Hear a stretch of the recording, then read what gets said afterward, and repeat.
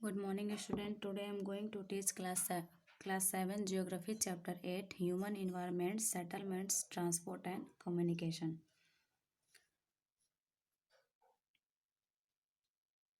यानी कि मानव पर्यावरण और उनका सेटलमेंट, परिवहन और संचार। टॉपिक फर्स्ट है आपका सेटलमेंट। सेटलमेंट यानी कि उनकी बस्तियाँ।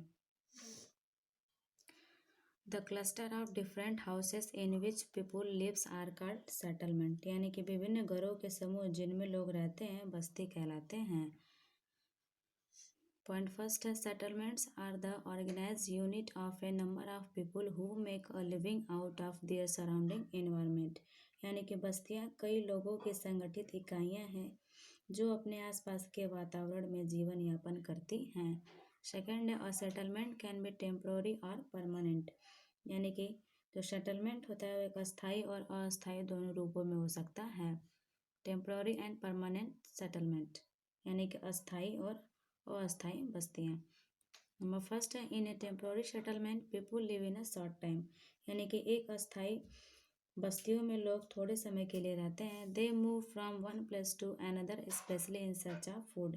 यानी कि वो विशेष रूप से भोजन की तलाश में एक स्थान से दूसरे स्थान पर जाया करते हैं। Such type of settlement found in hot and cold desert. यानी कि इस प्रकार की जो बस्तियाँ होती हैं गर्म और ठंडे रेगिस्तानों, cold desert, mountains, valley, etc। यानी कि गर्म और ठंडे रेगिस्तानों, पहाड़ों, घाटियों आदि में पाई जाती हैं। नेक्स्ट है, people practise temporary settlement are involving in hunting, food gathering, shifting, agriculture, etc। यानी कि अस्थायी बस्तियों का अभ्यास करने वाले लोग शिकार, भोजन एकत्र करने और स्थानांतरण में शामिल होते हैं तथा कृषि आदि कार्यों में शामिल होते हैं। While in permanent settlement, people build their permanent houses to live। जबकि अस्थायी बस्तियों में लोग रहने के लिए अपने अस्थायी घर बनाते हैं। Next, the actual pieces of ground on which the settlement is built is called the site of that settlements. यानी कि जमीन का वह वास्तविक टुकड़ा जिस पर लोग बसे हैं उस जमीन का स्थल कहा जाता है। नेक्स्ट है, an ideal site should meet the following requirement. यानी कि एक आइडियल साइट के लिए कुछ आपके रिक्वायरमेंट दिए गए, कुछ आवश्यकताओं को पूरा करना चाहिए। नंबर फर्स्ट है आपका availability of resource like fertile soil for agriculture, grass land, water and even animal in the area which could be domesticated. यानी कि उपजाऊ मिट्टी जैसे संसाधनों की उपलब्धता, कृषि क्षेत्र, घास के मैदान, पानी और यहाँ तक कि जानवरों के लिए जो पालतू जानवर हैं उनके रहने के लिए भी जो क्षेत्र है वो सुटेबल होना चाहिए। सेकंड है, लोकेशन ऑफ सेटलमेंट साइट्स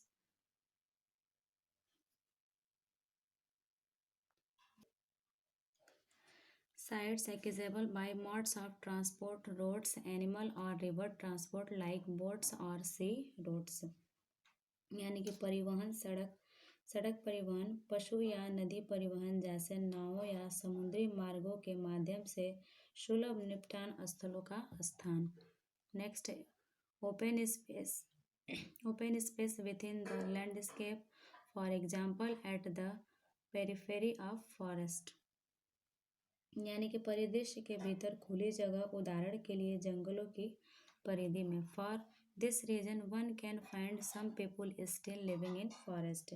यानी कि इस कारण से कुछ लोग अभी भी जंगलों में रह रहे हैं। Other settle in small village in the grass land between two forest region. यानी कि अन्य दो वन क्षेत्रों के बीच घास के मैदानों में छोटे गांवों के बीच बसे हुए हैं। Other factor which have played an important role in the emergence of permanent site for settlement include ceremonial function having religious importance। यानी कि अन्य कारक जिन्होंने बस्तियों के लिए अस्थायी स्थलों के उत्सव में महत्वपूर्ण भूमिका निभाई है। Distance involve from the main roads, activity sites, for example productions of ceramics और टूल्स। यानी कि उनमें धार्मिक महत्व वाले औपचारिक कार्य शामिल हैं जैसे मुख्य सड़कों, गतिविधि स्थलों से शामिल दूरी, उदाहरण के लिए प्रोडक्शन ऑफ सेरेमिक और टूल्स। यानी कि मिट्टी की चीज़ें या औजारों का उत्पादन।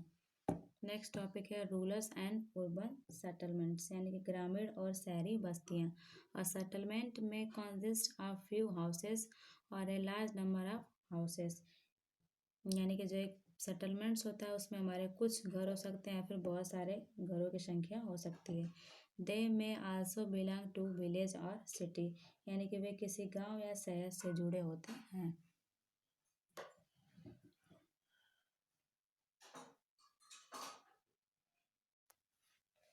The settlement belonging to a village are called rural settlement, यानी कि गांव से संबंधित बस्तियों को हम ग्रामीण बस्तियां कहते हैं। While those which belong to city और town are term as urban settlement, जबकि वे जो शहरों या कस्बों से संबंधित हैं शहरी बस्तियां कहलाती हैं। In rural settlements people are engage in primary activities like agriculture, mining, animal rearing, dairy farming, fishing etc, यानी कि ग्रामीण बस्तियों में लोग प्राथमिक गतिविधियों जैसे कृषि, खनन, पशुपालन, डेयरी फार्मिंग, मछली पकड़ने आदि में लगे हुए हैं।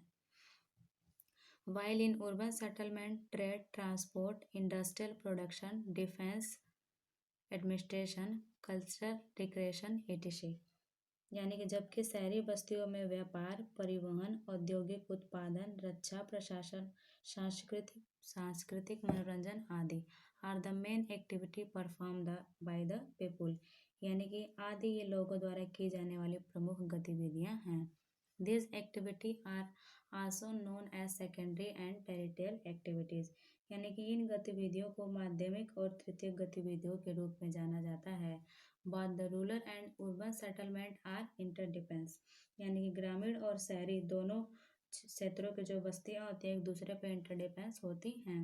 Urban settlements depends on the rural settlement for vegetables, fruits, milk and other raw material, whereas villager need education, entertainment, employment etc, यानी कि शहरी बस्तियां ग्रामीण पर निर्भर करती हैं सब्जियों, फलों, दूध के लिए और जो हमारी एंड अदर रॉ मटेरियल और कुछ अन्य कच्चे चीज जैसे कि वेयर विलेजर जो हमारे गांव वाले होते हैं नीड एजुकेशन, यानी कि उन्हें एजुकेशन की आवश्यकता होती है, इंटरटेनमेंट, एम्प्लॉयमेंट etc, यानी कि मनोरंजन, रोजगार इत्यादि की आवश्यकता होती है।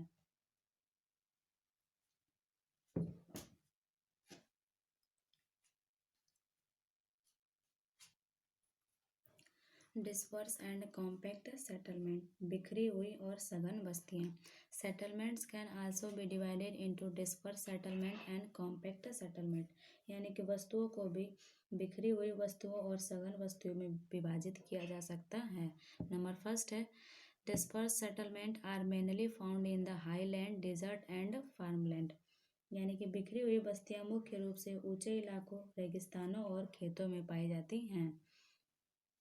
In this type of settlement, few houses may be spread over an area, यानी कि इस प्रकार की वस्तुओं में घर एक क्षेत्र में फैले हो सकते हैं।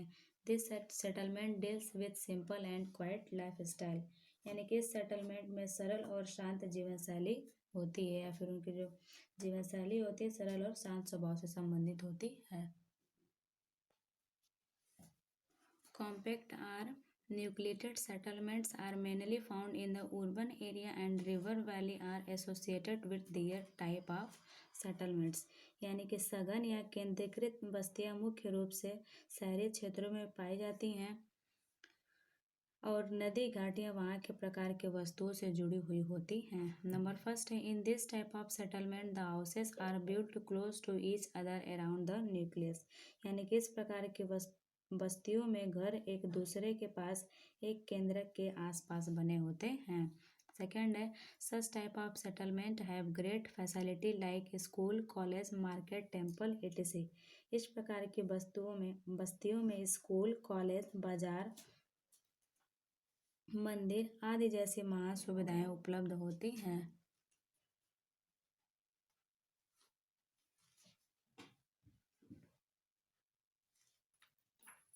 ट्रांसपोर्ट यानी कि परिवहन। Transport refer to the means by which people and goods move from one place to another, यानी कि परिवहन से तात्पर्य उन साधनों से जिनके द्वारा लोग और माल एक स्थान से दूसरे स्थान पर जाते हैं। It play a vital role in human societies, यानी कि यह मानव समाज में एक महत्वपूर्ण भूमिका निभाता है। It is the most significant factor in the advancement of civilisation, यानी कि सभ्यता के विकास में सबसे महत्वपूर्ण कारक है। From the early time people exchange the traded goods from various part of the world, यानी कि प्राचीन काल से लोगों ने दुनिया को विभिन्न हिस्सों से व्यापारिक वस्तुओं को आदान प्रदान किया है। To carry goods or people from one place to another, the availability of transportation in essentials, यानी कि to carry goods or people from one place to another, यानी कि एक स्थान से दूसरे स्थान पर लोग मालों को ले जाते थे। The availability of transportation is essential, तो उन्हें परिवहन की आवश्यकता जो थी काफ़ी महत्वपूर्ण थी, आवश्यक थी। In early time human portage was use to carry goods and people, यानी कि प्रारंभिक समय में मानव पोर्टेज का उपयोग सामान और लोगों को ले जाने के लिए किया जाता था। Gradually it was replaced by the use of animal, यानी कि धीरे धीरे इसकी जगह जानवरों को प्रयोग में लाया जाने लगा। Donkey, cattle, yak, mules, camel, llamas, elephant etc were used as the beast of burden, यानी कि गधे, मवेशी, याक, खच्चर, ऊंट, लामा, हाथी आदि बोझ के जानवर के रूप में इस्तेमाल किए जाते थे। Animal were replaced by the steam and internal combustion engine,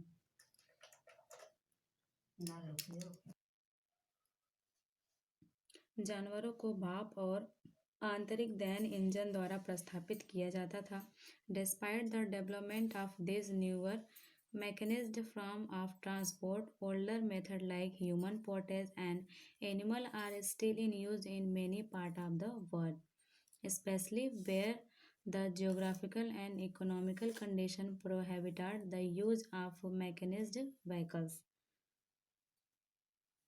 यानी कि परिवहन के इन नए मशीनीकृत रूपों के विकास के बावजूद दुनिया के कई हिस्सों में मानव परिवहन और जानवरों जैसे पुराने तकनीकें अभी भी उपयोग में हैं, especially where the geographical and economical condition prohibits the use of mechanised vehicles, यानी कि खासकर जहां भौगोलिक और आर्थिक स्थिति मशीनीकृत वाहनों के उपयोग पर रोक लगाती हैं।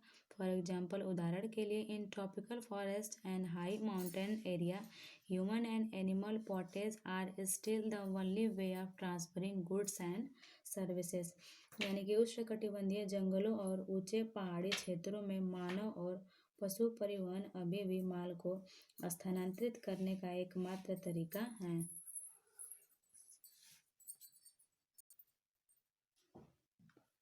With the passage of time, as the scientific and technology knowledge have progressed, new modes of transport have been developed, यानी कि समय बीतने के साथ जैसे जैसे वैज्ञानिक और तकनीकी ज्ञान में वृद्धि हुई, परिवहन के नए साधनों का विकास हुआ। Now we have different means of transportation operating on the roads, in the air and in the ocean, यानी कि अब हमारे पास सड़कों पर, हवा में और महासागरों में चलने वाले परिवहन के विभिन्न साधन उपलब्ध हैं।